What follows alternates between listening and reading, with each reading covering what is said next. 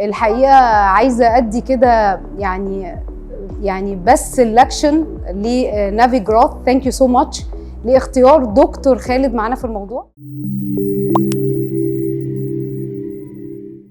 انا ليه بقول كده؟ لان البيز بتاع اي كورس هو الديليفربل بتاعه الانستراكتور، ازاي بيحسسنا مهما كانت الحاجه تقيله ان هي خفيفه من خلال الجورني اللي احنا عدينا بيها. It was very productive workshop actually.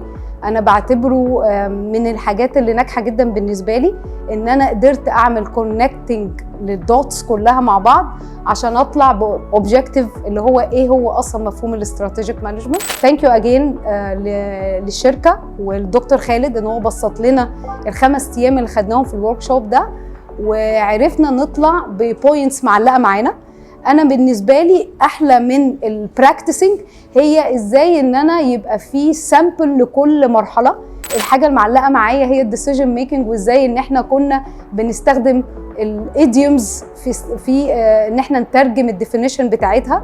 استعرفت على حاجات الحقيقه يعني امثله شعبيه عمري ما اتعرضت عليا، لكن كانت جميله جدا ان انا اتعرف عليها. فثانك يو اجين، ويعني ان شاء الله نيكست باذن الله هنختار الكورس الجامد بقى عشان نشوف الديليفربل بتاعه.